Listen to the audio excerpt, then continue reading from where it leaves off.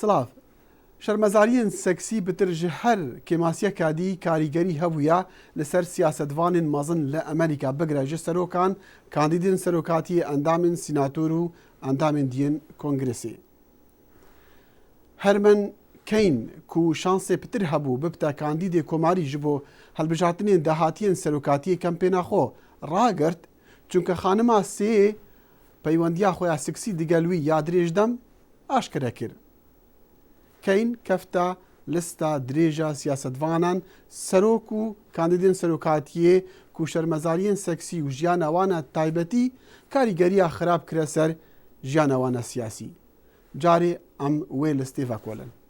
جي سروك تامس جافرسون هاتا ويليام كلينتون شرمزارين سكسيين سياستوان امريكا هر لبيش بونا هرمن كين ارمانجا داوي بو من قوتوا از بوما ارمانجا مازن لبيشي ادعاين تنقاف كرنا بما بسين سكسي افجا ادعاء خيانتي بو دامي 16 سالان وی پشتوانیا خلکی جداز دا هرچند وی او ادعاجی حاشاد کرن.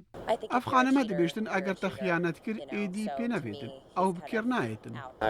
نخما منا اگر او پرساکا کسایتی بتیانگشتی بتن لی بریار اوا اری افویا کسی ما بویتن ریبراتیا ما بکتن.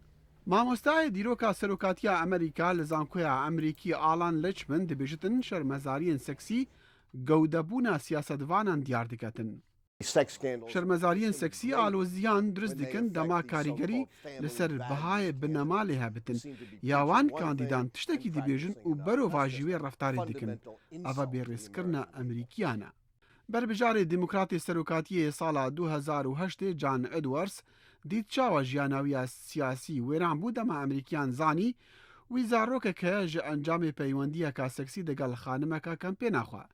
لسال 1987 کاندیدکی دی دموکرات گری هارت خوش بریکانیا سروکاتی وکشا دما وینه کیوی سیناتوری جنهی دگل کچکی هاتی وشاندن. بله نه مجاره شرمزارین سکسی باش روژا سیاسیان به داوی دینتن. بیل کلینتون دگرا دویا سروکاتی دبو دما راپورتان بحثی پیوندیاوی کری دگل خانما که راه نر لکوش کاسپی. من پیوندیا سکسی دگل وی خانمی نبویا. حتی پشتی جواتا نونران بریارا در اخستناوی دای جبر کو درو کرن سبارت پیوندیا دگل مونیکا لونسکی ریجه پسند کرنا سرو کلینتون دناف خلکی دا بلند مابو و او دی سروکاتی دما و جواتا سیناتوران او تاوان بار نکره. جێگرێ ناڤەندا پیو ji bo vakolînan Michael Dimok dibêjitin xelek çav li rabirdu diketin eger siyasetvanekî sexletên baş hebin.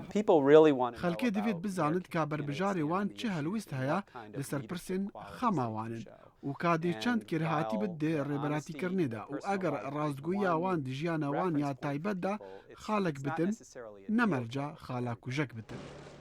û şermezarî nebitinê li ser siyasetvanên Emerîkiya.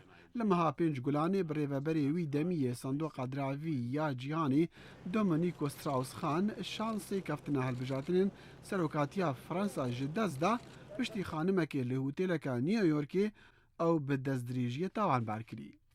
افجا دماکونه ها هرمن کین جه بریکانی درکفتیا ایک جنیارینین کماری سروکی جواتا نوینرا نیه بری فود گینگریچ یکو روژه که شرمزاریه کی او تنگاف کری دی رابردویاوی جی جارکا دی سری هلدد و بدوی بکافتن